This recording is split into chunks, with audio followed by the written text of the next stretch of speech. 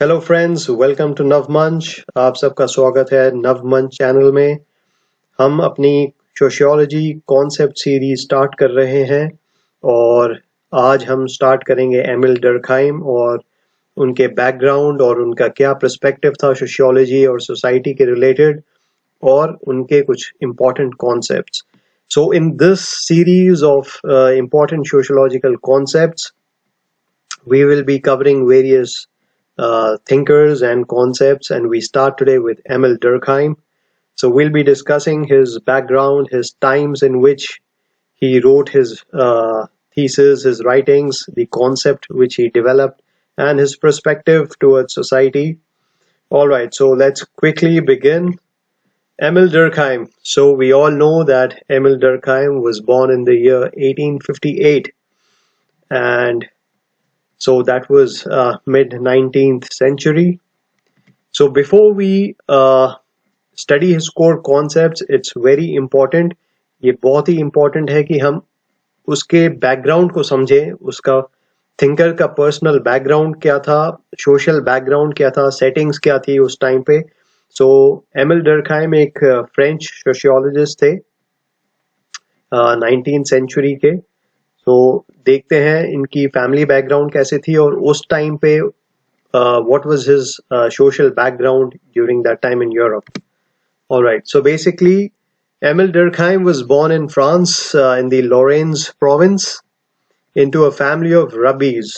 So rabbis कौन होते हैं? आप सब जानते हैं कि rabbis एक Jewish priest कहलाते हैं.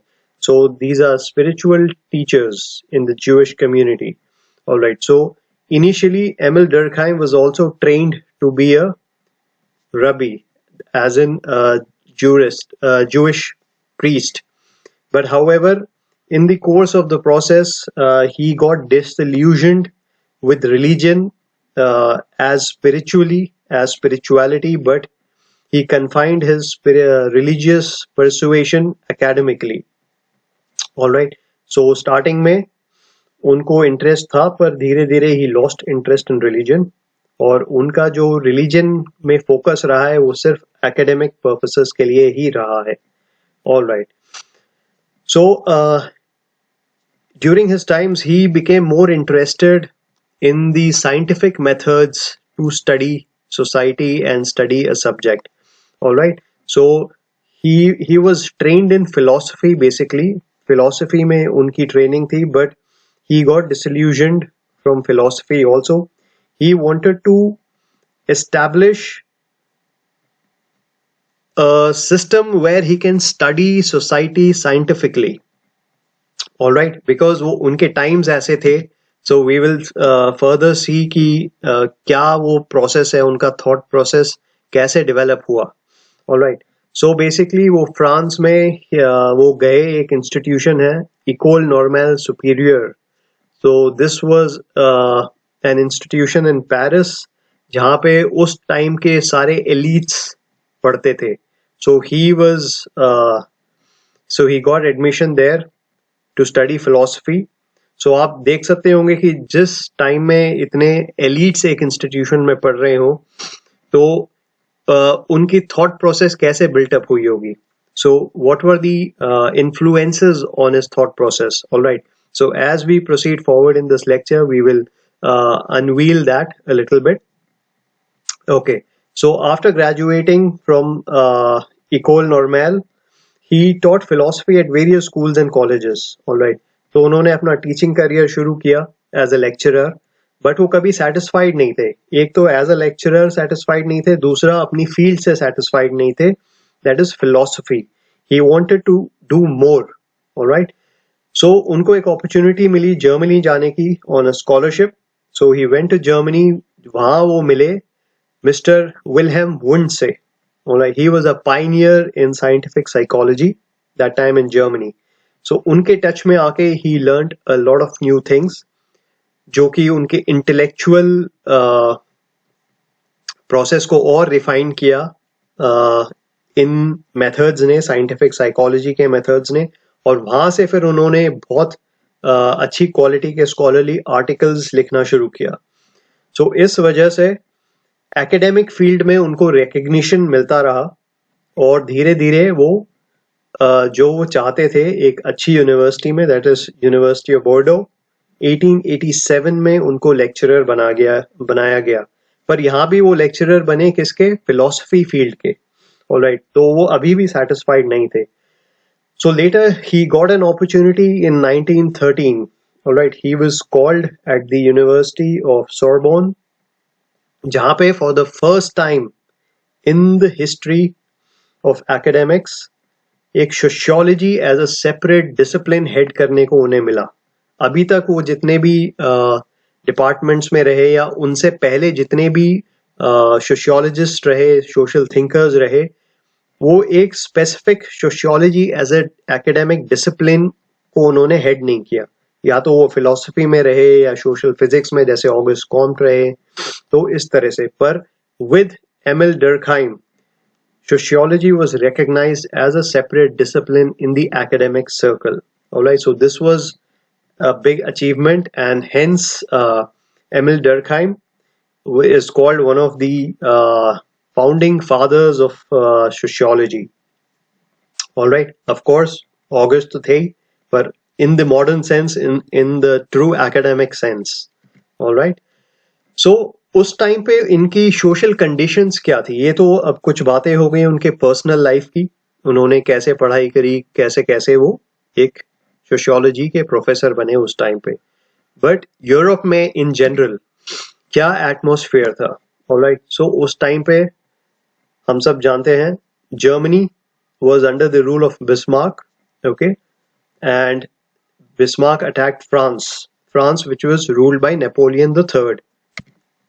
और उस टाइम पे अटैक के बाद जब फ्रांस में भी काफी अपहीवल्स हो रही थी, सोसाइटी में काफी टेंशन्स थी, केओस था, बहुत टाइम तक सिविल वॉर्स चलते रहे, ओके, सो रेवोल्यूशंस हुए टू एस्टैब्लिश रिपब्लिक देयर। सो कई सारे रिपब्लिक्स बने, पेरिस अपराइजिंग हुई, सो बहुत ही ब्लडशेड, वायलेंस। तो आप सब ये देख सकते हैं, you must already notice that Emil Durkheim एक बहुत ही turbulent times में जी रहे थे। Alright, so he saw chaos everywhere in the society. There was no stability and order. Alright, so उस टाइम पे फ्रांस में एजुकेशन के रिगार्डिंग भी क्राइसिस था। ओके, सो ये बहुत डिबेट्स चली कि education, should it be controlled by the church or should it be secularized and controlled by the government? All right, and of course corruption widespread, जहाँ chaos होता है, civil wars हो रहे हो और कोई stability ना हो, तो of course corruption भी पैदा होने लगता है। So corruption was everywhere, in the civil departments, in the military, everywhere.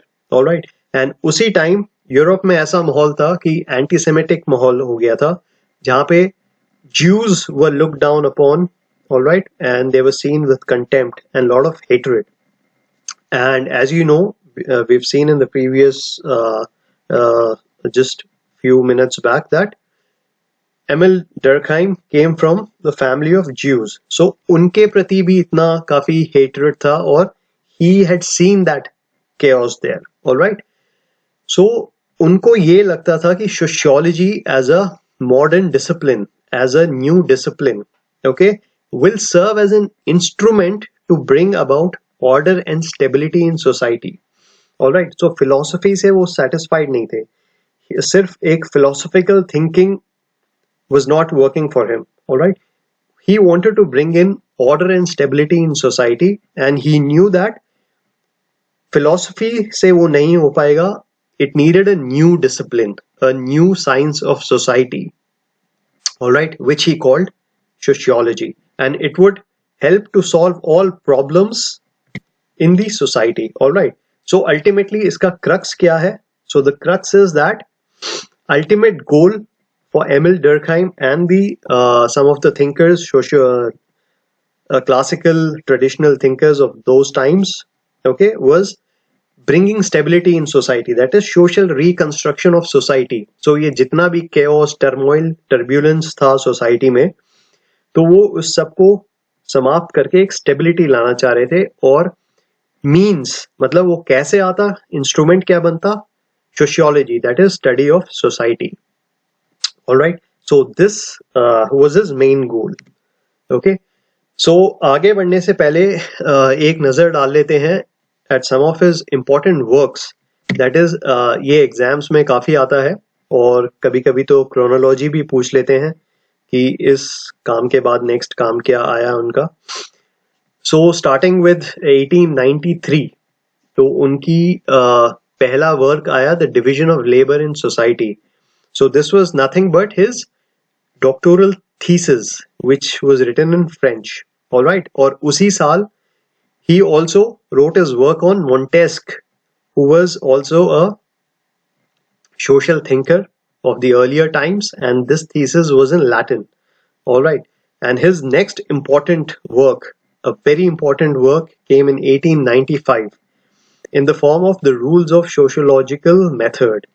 तो इस किताब में इन्होंने सोशियोलॉजिकल मेथड्स डिस्कस करे हैं कि हम इसको अपनी रिसर्च में कैसे अप्लाई कर दें. ठीक है, इसके बारे में हम डिटेल में आगे पढ़ेंगे नेक्स्ट लेक्चर्स में कि क्या क्या वो रूल्स थे, क्या क्या स्टेप्स हैं जो हम अपनी रिसर्च में खुद उन्होंने भी अप्लाई किया है. ओके, सो बेसिकली इस बुक को, सोशियोलॉजिकल मेथड्स को उन्होंने अपनी स्टडी 1897 की स्टडी में सुसाइड में अप्लाई किया है. Alright, for the first time he used his sociological methods in his study of suicide. All right, and next important work came in 1899, collective and individual representations. उसके बाद 1911 में judgments of reality and judgments of value आया. और उसके बाद एक और important work in the sphere of religion, जो कि वो inclined थे starting में, पर बीच में फिर then he just kept it purely academic. So the elementary forms of religious life, उनकी एक important book थी जो 1912 में आई. फिर वो ethics पे भी काम कर रहे थे but वो उसको पूरा नहीं कर पाए. Alright, और एक उन्होंने एक बहुत important उस टाइम पे sociological journal establish किया 1896 में. उसका नाम था एन सोशियोलॉजिक. इसका pronunciation शायद मैं नहीं कर पाऊंगा सही. So this became one of the most important journals during those times, and उनके टाइम के जितने भी important thinkers थे सब इसमें contribute करते थे, और it enabled sociology to establish itself as a reputed discipline in the academic circles. All right, so अब हम देखते हैं कि core theme इनकी writings में क्या थी. Emil Durkheim, what was his core theme, all right, in his writings, in his research, in his sociological perspective? So in a very simple language, Emil Durkheim viewed individual as a product of society. All right, that is, he gave prominence to the social over the individual. That means this is a macro view of society, right? So individual को हम ना study करके, individual को हम महत्व ना देके, हम एक सोशल लेवल पे उसको इंपॉर्टेंस दे रहे हैं, right? So individual is a product of society. That is, individual has been shaped by the influences of the whole. Alright, पहले ये होता था कि पहले thinkers they gave prominence to individuals. वो ये सोचते थे कि इंडिविजुअल्स से ही सोसाइटी बनी है. पर एमिल डर्कहाइम ने ऑपोजिट किया. इन्होंने ये माना कि इंडिविजुअल तो है ही, बट जो एक सोशल रियलिटी है वो इंडिविजुअल से भी बढ़ के है. Okay, and then society can be studied scientifically. Alright, so इस सोशल बीइंग को, इस सोसाइटी को हमें एक साइंटिफिकली स्टडी करना है. Alright, so that was his approach. So his perspective in sociology or in studying society क्या थी? So this is very important. He assigned sociological reality to the group and not the individual. जैसे हमने अभी core theme में बात करी है कि social reality एक whole को दिया है उन्होंने. Okay, that is a group, community, society as a whole. All right, and not individual. Individual को तो study psychology as a branch भी कर लेगी, right? So we are interested in society as a whole, all right? And when individuals come together in a definite relationship, a new type of social reality emerges. That means जब society में जब लोग साथ में आते हैं और interaction होता है तो एक अलग लेवल का एक सोशल रियलिटी इमर्ज होती है. That is when individuals come together as a group, alright? So that forms translates into something else. So एक एग्जांपल हम देखते हैं, जैसे कि individual A, B, H, individual V, Z, Y, ये सब जब एक साथ इंटरेक्ट करते हैं, ऑलराइट? सो इन सब का अलग अलग पेक्यूलियर वो होती हैं, सब मिलके एक अलग ही चीज बनती है, जो कि आप देख सकते हैं इसमें. एज एन एग्जांपल मैंने दिया है, हम और आप साथ में आएंगे, यहाँ पढ़ाई करेंगे, कॉन्सेप्ट्स लर्न करेंगे, तो एक अलग ही लेवल का कुछ निकल के आएगा, ऑलराइट? एंड वो फॉर एग्जांपल मैंने दिया है नवमंच, ऑलराइट? सो मूविंग फॉरवर्ड, और ये जो एक नई चीज जो बन के आती है जब सारे इंडिविजुअल्स कंबाइन हो जाते हैं और एक जो सोशल रियलिटी है, इट इज सुई जेनरस. दैट इज एक यूनिक चीज बन के आती है, ऑलराइट? सो ऐसा नहीं है कि एक इंडिविजुअल का नेचर अगर गुस्से वाला है, he is full of angst, और दूसरा इंडिविजुअल थोड़ा क्रैंकी है, मतलब चिड़चिड़ा है, तो वो दोनों मिलके और भी ज्यादा गुस्सेदार और चिड़चिड़े बनेंगे, ऐसा नहीं होगा.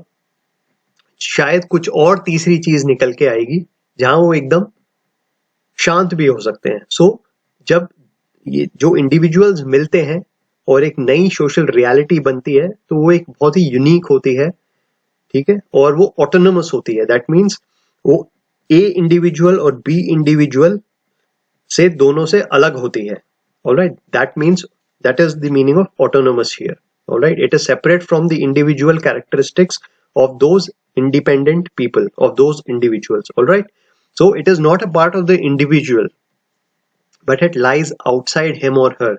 That means वो कुछ अलग ही तीसरी चीज निकल के आती है at a society level, जो कि उन दो इंडिविजुअल से या तीन या चार इंडिविजुअल से बिल्कुल अलग होती है, all right? और ये जो सोशल रियलिटी है, it exerts control on that individual, all right? So for example, language customs. अब मान लो हम और आप हैं, हम आपस में मिलके एक अपनी खुद की कोडिंग कर सकते हैं, राइट? अगर हम बोलें कि चाय को हम बोलेंगे ब, all right? और तो हम आपस में तो वो कर सकते हैं, पर हम बाहर सोसाइटी में जाएंगे, सब लोगों के साथ हम अगर इंटरेक्ट करेंगे, हम ये तो नहीं बोल सकते किसी को भाई मेरे लिए बा लाओ, लोगों को समझ नहीं आएगा, right? So you would only have to say bring me chai, alright? Only then when people will understand it. So that language is something outside the individual and which exerts control on him. वो चाह के भी वो चाय को किसी और तरह से नहीं बोल सकता है, राइट? ही हैज टू से कि भाई चाय लेके आओ मेरे लिए, ऑलराइट? सेम वेज कस्टम्स हम पे कंट्रोल एक्सर्ट करते हैं, राइट? सो हर सोसाइटी का अलग कस्टम होता है, राइट? इंडिविजुअल सेंस में हम कुछ भी सोचते रहे कि भाई I don't give a damn, मैं तो ये नहीं करूंगा, right? But when you actually go out there, आप बाउंड हो जाते हो उस सोसाइटी के कस्टम्स से, alright? So that is a new reality, alright? So this new reality must be studied by a new science which is sociology. Okay, so I hope यहाँ तक सबको समझ आ रहा हो. तो ये पूरा कॉन्सेप्ट जो है, ये एमिल डर्कहाइम ने इसको एक नाम दिया है, that is sociological realism, alright? that is जो एक्चुअल में होता है, जो रियलिटी है, उसको पढ़ना. Okay, so what is to be studied? What is the subject matter of sociology? ये तो हो गया कि किस लेवल पे, राइट? इंडिविजुअल लेवल पे नहीं, सोसाइटल लेवल पे एक यूनिक चीज को स्टडी करना है. पर वो क्या है, वो क्या यूनिक चीज है? एमिल डर्कहाइम ने इसका आंसर दिया, वो है social facts. So sociology as a subject क्या स्टडी करेगा? वो स्टडी करेगा social facts, and these social facts are a new reality. okay, social reality. All right. So what are these? Why are they called social facts? Because social क्यों? Because it is related to society या फिर a whole collectivity, right? एक individual से related नहीं है. Alright, fact. उन्होंने Emil Durkheim ने इसको fact क्यों बोला है? Why is it called fact? Because they exist on their own, right? वो किसी individual पे based नहीं है. Alright, so they are unique. They stand out as their own. So they are own a unique fact at a societal level. All right. So this is social facts. So I leave you here with the concept of social facts. अब हम ये core concept जो है Emil Durkheim का social fact, ये हम पढ़ेंगे next हमारी क्लास में. So आपको अगर ये सेशन अच्छा लगा हो, कुछ क्लैरिटी आई हो एमिल डर्कहाइम के बैकग्राउंड के बारे में और उनका जो कॉन्सेप्ट है सोशियोलॉजी, कैसे उन्होंने कैसे सोचा कि क्यों सोशियोलॉजी डेवलप होनी चाहिए, सो प्लीज आप stay tuned to the channel, okay, and please like it, subscribe it. और कोई भी क्लैरिफिकेशन हो या कुछ हो तो आप प्लीज कमेंट बॉक्स में भी अपना कमेंट दे सकते हैं. सो अपकमिंग लेक्चर्स में हम इनके बाकी कॉन्सेप्ट स्टडी करेंगे जो कि सोशल फैक्ट्स हैं, division of labour, suicide, social solidarity. So इस सीरीज के थ्रू आपके सारे कॉन्सेप्ट्स एमिल डर्कहाइम को लेके सॉल्व हो जाएंगे. So until then, take care, bye bye, I will see you in the next lecture.